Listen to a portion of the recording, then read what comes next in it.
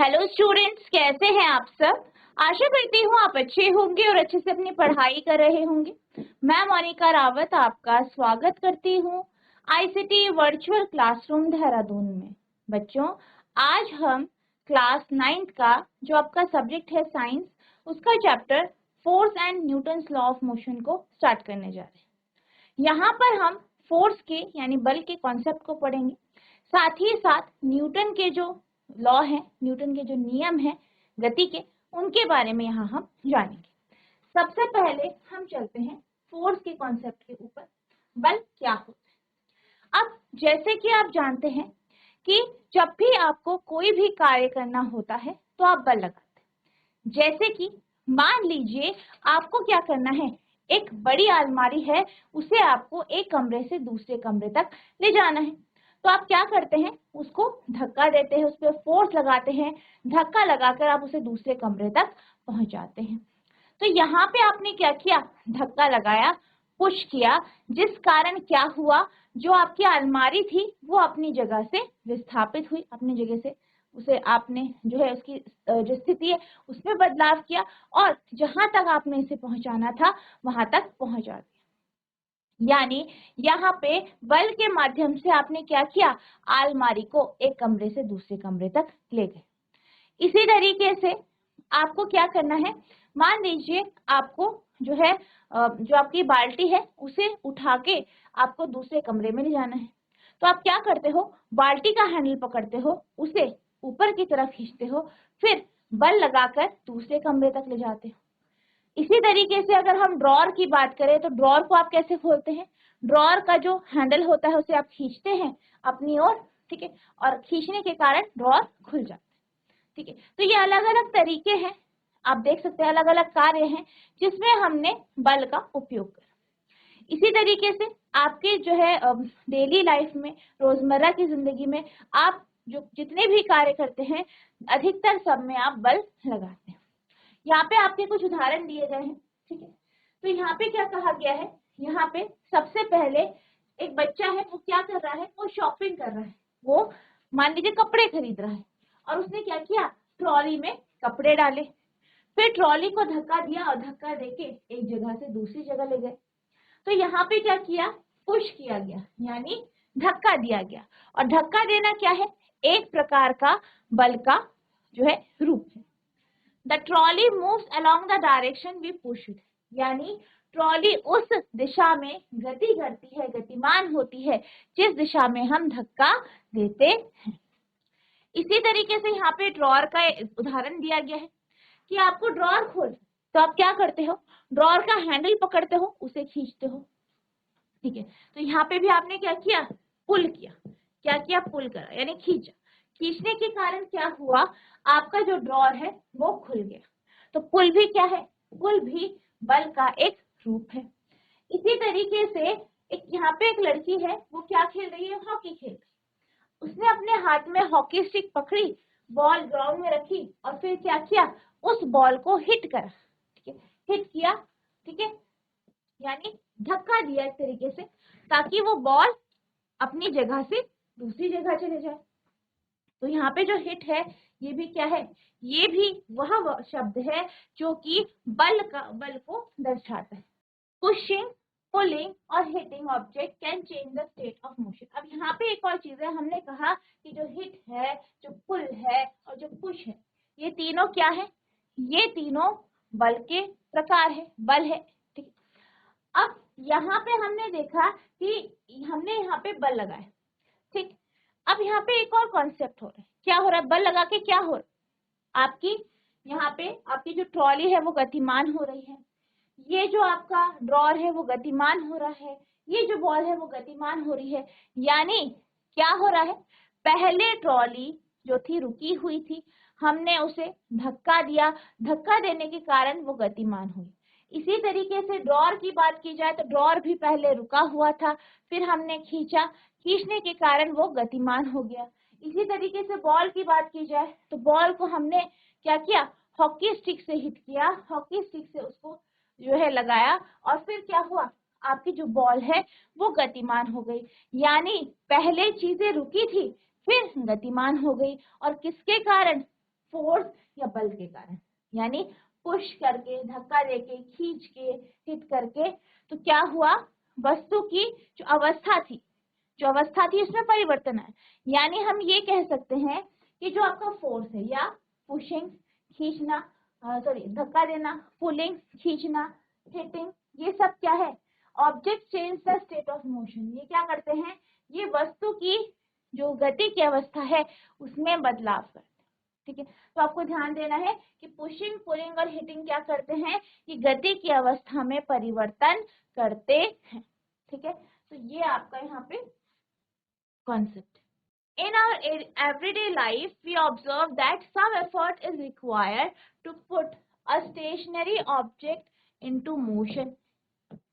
ठीक, तो क्या कहा गया है, कहा ये गया है कि हमारी जो रोजमर्रा की जिंदगी है इसमें हम देखते हैं कि हम एफर्ट्स लगाते हैं, हम जो है कोशिश करते हैं, और इस एफर्ट के कारण हम क्या करते हैं, रुकी हुई वस्तु को गतिमान करते हैं।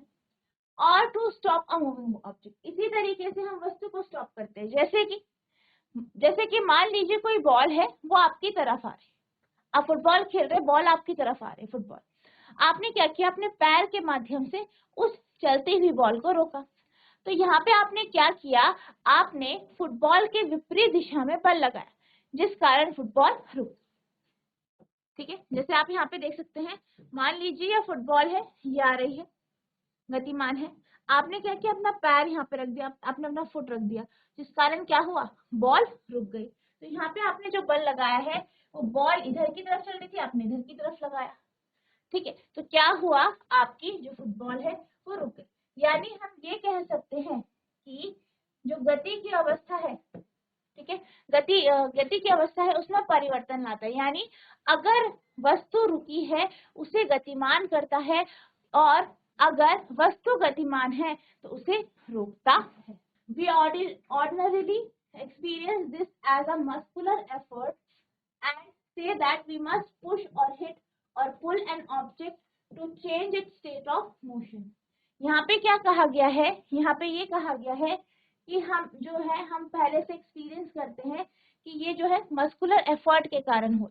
जैसे हमने बोला, हमने ड्रॉर खींचा, कैसे खींचा, आपने बल कहाँ से लगाया, हाथों से कौन सा बल लगता है, muscular force.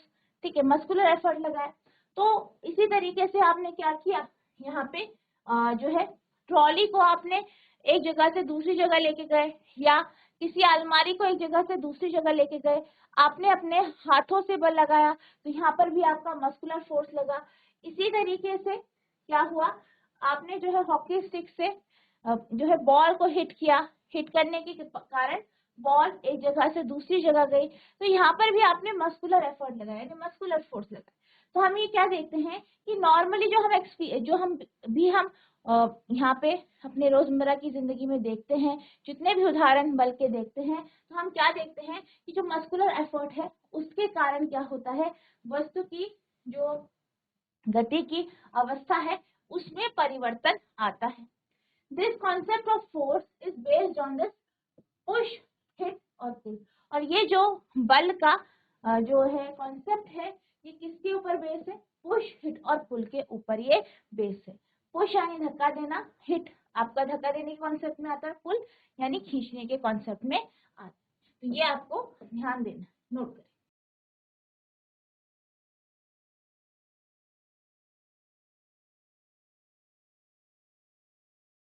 However, we always see or feel the effect of force. अब आप देख सकते हैं कि जब भी हम अपने चारों तरफ जो भी चीजें हो रही हैं उनको ऑब्जर्व करते हैं, जो भी कार्य हो रहा है उनको ऑब्जर्व करते हैं, तो हम वहां पे देख पाते हैं कि फोर्स यानी बल का यहाँ पे आप इफेक्ट अनुभव यानी प्रभाव अनुभव कर पाते हैं।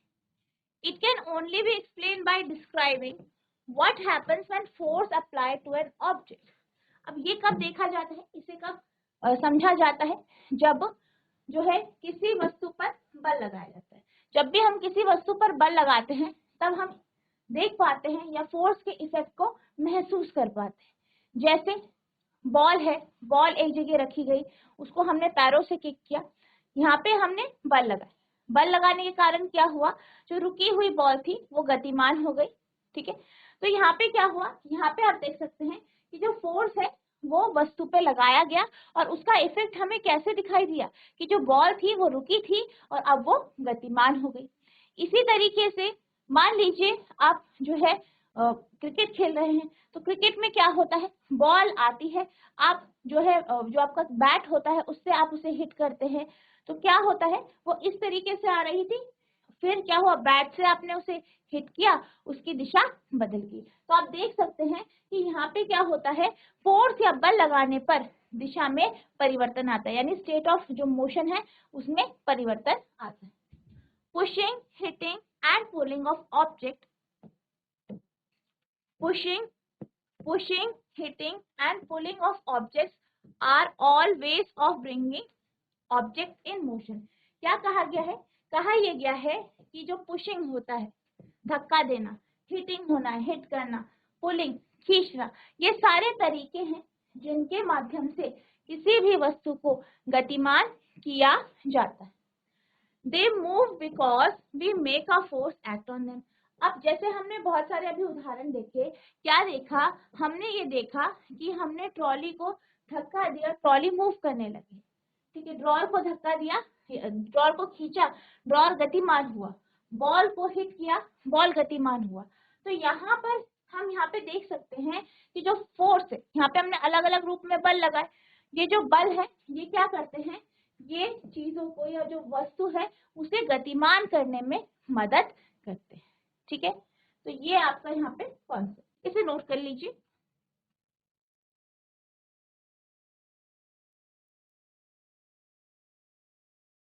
तो बच्चों अभी हमने ये देखा कि किस तरीके से बल लगाने के कारण वस्तु की जो गति की अवस्था है उसमें परिवर्तन होता है। अब हम बात करते हैं कि जब हम बल लगाते हैं तो वस्तु के आकार में भी परिवर्तन होता है। जैसे कि मान लीजिए आपके पास एक गुब्बारा है, ठीक है, आपने उसे फुला रखा है, फुला हुआ गुब्बारा है, उस पर आप क्या करते हो, दोनों हाथों से इस तरीके से प्रेस करते हो, यानी उस पर दबाव डालते हो या बल लगाते हो। बल लगाने के कारण आपने देखा होगा कि उसके आकार में परिवर्तन आ जाता है, यानी पहले वो गोल था, जो है प्रेशर या जो आप जो है फोर्स लगा रहे हैं, तो फोर्स लगाने के कारण वो कैसा हो जाता है, चपटा हो जाता है। इसी तरीके से आपने स्प्रिंग में देखा होगा कि अगर आप स्प्रिंग में क्या करो, उसके दोनों छोर को खींचो तो वो इस तरीके से लंबा हो जाता है। और अगर आप क्या करो, इस स्प्रिंग में, मान लीजिए ये स्प्रिंग है आपका, ठीक, आप यहाँ से इस तरीके से बल लगा तो क्या होता है, ये आपका इस तरीके से हो जाता है, इसमें डिफॉर्मेशन आ जाता है, बहुत ज्यादा पास पास ये हो जाता है। तो यहाँ पे हुआ क्या है, यहाँ पे बल लगाया गया है, बल के कारण क्या हुआ है, जो है वस्तु के आकार में परिवर्तन आया है। तो हम ये कह सकते हैं कि जो फोर्स है वो आपका वस्तु के आकार में भी परिवर्तन लाता है, उसके साइज में परिवर्तन लाता है। इसी तरीके से आपने देखा होगा कि अगर आप क्या करें, एक टायर ले, ठीक है, छोटे बच्चे टायर से खेलते हैं, तो टायर लेते हैं, टायर को घुमाते हैं, ठीक है, एक डंडी की सहायता से खड़ा करते हैं, फिर उस पर धक्का डालते हैं, तो क्या होता है, फिर धक्का देते रहते हैं उसे, तो क्या होता है, लगातार उसकी स्पीड बढ़ती है, ठीक है, लगातार उसको क्या करते हैं, हिट करते रहते हैं स्टिक से, और उसकी क्या होती है, स्पीड, यानी उसकी जो चाल है या वेग है वो बढ़ता रहता है, ठीक है। तो यहाँ पे हम ये भी कह सकते हैं कि जो आपकी फोर्स होता है वो आपकी जो स्पीड है या जो वेलोसिटी है उसमें परिवर्तन करने में भी मदद करता है। और इसी तरीके से अगर जो है बल किसी वस्तु जो कि गतिमान है उसकी दिशा के विपरीत दिशा में बल लगाया जाए तो क्या होता है, वस्तु की गति कम हो जाती है, उसकी चाल भी कम हो जाती है, ठीक है। तो यहाँ पे हम देख सकते हैं कि वेग में परिवर्तन हम ला सकते हैं बल के माध्यम से, आकार में, शेप में, साइज में परिवर्तन ला सकते हैं, वस्तु की गति की अवस्था में परिवर्तन यहाँ पे बल के माध्यम से लाया जा सकता है। Force can be used to change magnitude of velocity of an object. Force can be used to change the magnitude of velocity of the object. That is to make the object move faster and slower or change its direction of motion. क्या कहा गया है कि जो बल है, बल के माध्यम से हम वस्तु के वेग में परिवर्तन ला सकते हैं, वेग के मान में परिवर्तन ला सकते हैं, उसे तेज कर सकते हैं, उसे धीरे कर सकते हैं, या उसकी जो दिशा है उसमें परिवर्तन ला सकते हैं। We also know that a force can change the shape and size of the object. ठीक है, हम ये भी जानते हैं कि जो वस्तु है, वस्तु के आकार में, उसके साइज में हम परिवर्तन बल के माध्यम से ला सकते हैं। इसी तरीके से आपने देखा होगा कि जब भी आपकी मम्मी रोटी बनाती हैं तो जो रोटी होता है, ठीक है, आटा जो होता है, आटे का गोला जो है वो रखा जाता है, उसको जो है फोर्स लगाया जाता है बेलन के माध्यम से, और बेलन के माध्यम से फोर्स लगाने के कारण, बल लगाने के कारण आपकी जो है आपका जो आटा है वो चपटा हो जाता है। जो आपके आटे का गोला है वो कैसा हो जाता है, चपटा हो जाता है और रोटी का आकार ले लेता है। तो यहाँ पे से भी आप ये समझ सकते हैं कि किस तरीके से बल के माध्यम से वस्तु के आकार में परिवर्तन लाया जा सकता है। ठीक है, इसको आप नोट करेंगे।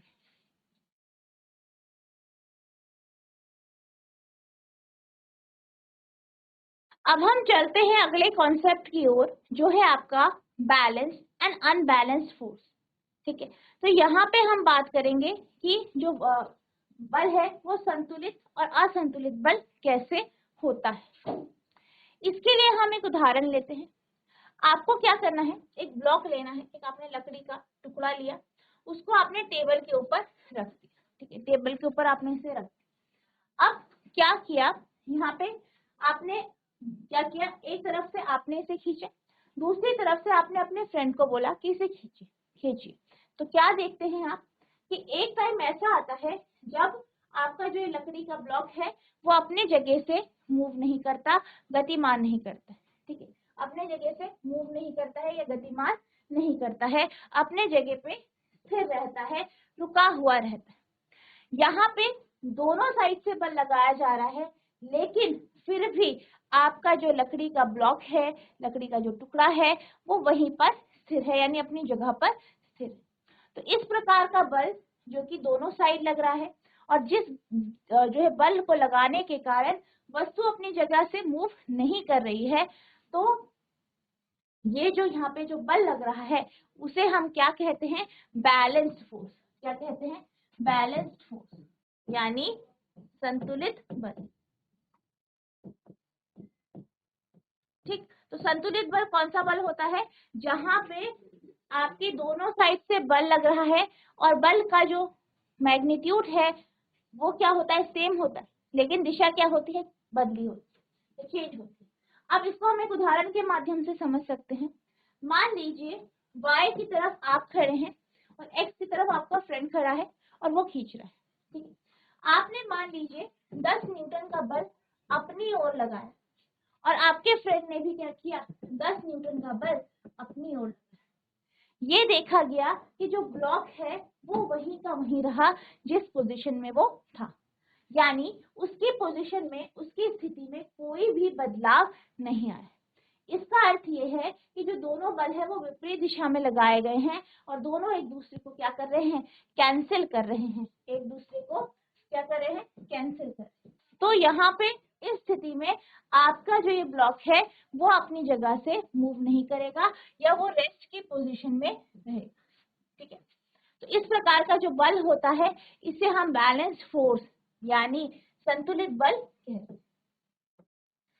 If the block is pulled from both the sides with equal forces, क्या कहा गया है, कहा ये क्या है कि अगर ब्लॉक को, अगर लकड़ी के टुकड़े को दोनों तरफ से खींचा जाए, दोनों तरफ से बराबर मात्रा में खींचा जाए, तो क्या होता है, the block will not move, block अपनी जगह से गति नहीं करता। Such forces are called balance force.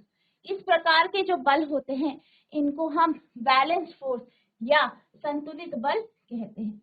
And do not change the state of rest, और ये क्या करते हैं, ये अपनी जो है रेस्ट की पोजीशन, जो विराम अवस्था है उसको ये बदलते नहीं है, और of motion of the object, या अपनी गति की अवस्था को नहीं बदलते। ठीक है, तो ये आपके बैलेंस फोर्स का कॉन्सेप्ट है, नोट करेंगे।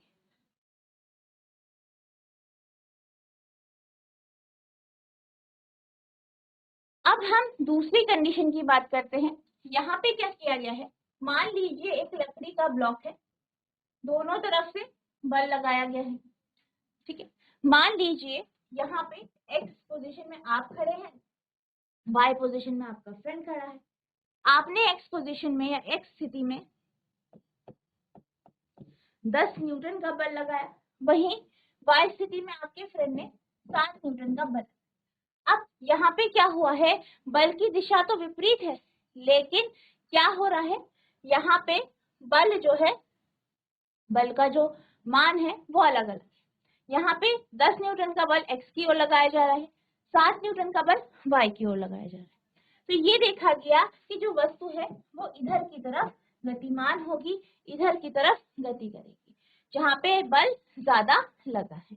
ठीक है, तो यहाँ पे इस प्रकार का जो बल है, जहाँ पे क्या हो रहा है, वस्तु अपनी स्थिति से जो है अपनी स्थिति को बदल रहा है, उसकी स्थिति बदल रही है। कब? बल लगाने पर। तो इस प्रकार के बल को हम कहते हैं अनबैलेंस्ड फोर्स, असंतुलित बल। Now let us consider a situation in which two opposite forces of different magnitudes pull the block. हम यहाँ पे सिचुएशन देखते हैं जब हम बल लगाते हैं, ठीक है, और बल लगाने के कारण जो ब्लॉक है वो खींचता है या एक जगह उसका मूवमेंट आपको दिखाई दे। In this case the block would begin to move in the direction of greater force. अब इस केस में क्या होगा, जो ब्लॉक होगा वो ज्यादा बल की तरफ गतिमान होगा। Thus the two forces are not balanced and the unbalanced force acts in the direction of the block move.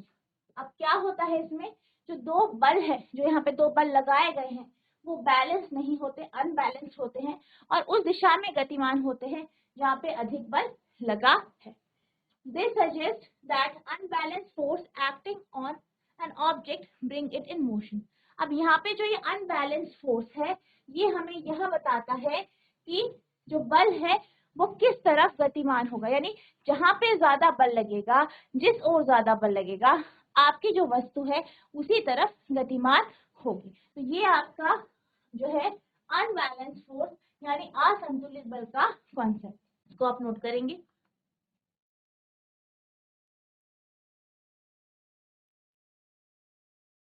तो बच्चों, आज हमने संतुलित और असंतुलित बल के बारे में जाना, साथ ही साथ बल के कॉन्सेप्ट को अच्छे से समझा, किस तरीके से बल के कारण वस्तु के आकार में परिवर्तन आता है, उसकी गति की अवस्था में परिवर्तन आता है, उसके आकार में, और साथ ही साथ उसके वेग में परिवर्तन आता है, ये भी हमने जाना। तो आई होप आपको ये सारे टॉपिक अच्छे से समझ में आए होंगे। नेक्स्ट लेक्चर में हम इसके आगे के टॉपिक को पढ़ेंगे। तो जितना आज आपको पढ़ाया गया है इसको रिवाइज करना है। अगर आपको कोई भी डाउट होगा तो नेक्स्ट लेक्चर में आप पूछ सकते हैं। तो बच्चों, आज के लिए बस इतना ही, मिलते हैं हम नेक्स्ट सेशन में। तब तक के लिए thank you and have a nice day.